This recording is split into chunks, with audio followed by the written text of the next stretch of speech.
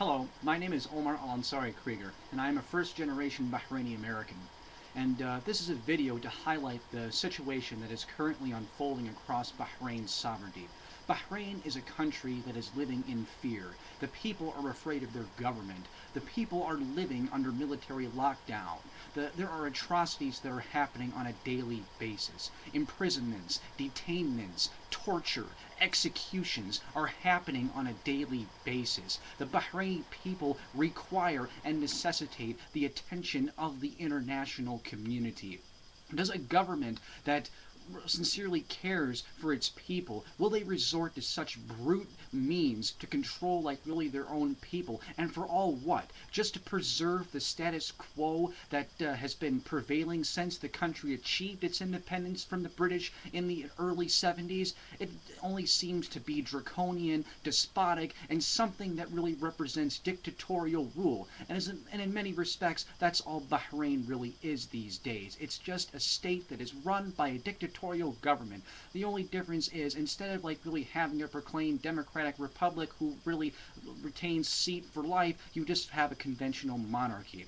And the Bahraini people are simply asking for their due process of rights, their liberties, to be empowered, to have the ability to shape their futures, to be in a position where they actually have the ability to influence events for the first time in their lives. It's not justifiable to really rule a government through the pockets of a selective minority. We live in the 21st century, not the 19th or 20th century. We have access to free information. We have the ability to independently enlighten ourselves and to understand the true implications of the world and compare the implications of the world to the situations that affect us within our own communities. And that's what the Bahraini people are doing. They're asking for their fair share and to rule their own country, because Bahrain, and any country in the world for that matter, belongs to the people. It doesn't belong to a select minority.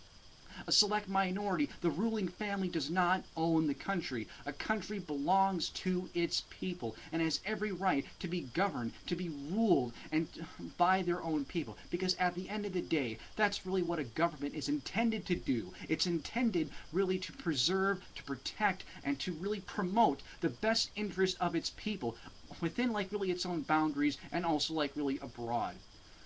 Therefore, bloodshed continues to spill in the streets of Bahrain. The international community must intervene for the Bahraini people to put an end to these atrocities. The so-called multinational force that has been assembling in Bahrain is not there to promote the best interests of the people. It's there to protect the best interests of the government.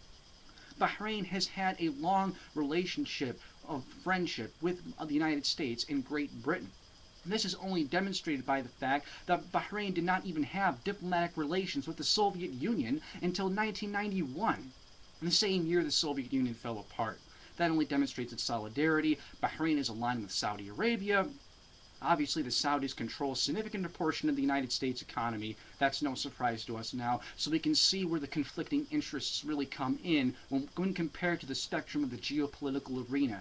Therefore, it is imperative to look beyond these aspects and to focus on the humanitarian disposition on behalf of the people, for the sake of justice, for the sake of human dignity, for the sake of humility, for the sake of doing the ethical thing that is in the justified sense of being.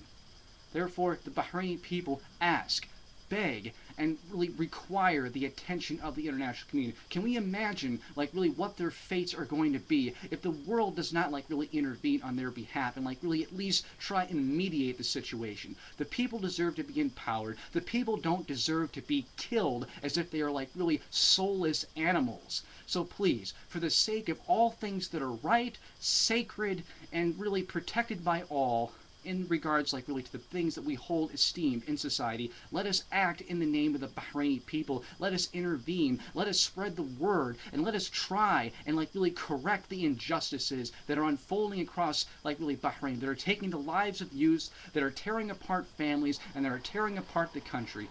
And from there, that is how we can progress. And let us all uniformly act as one to correct the situation that is currently unfolding across Bahrain.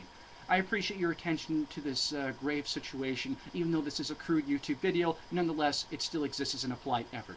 Thank you for watching.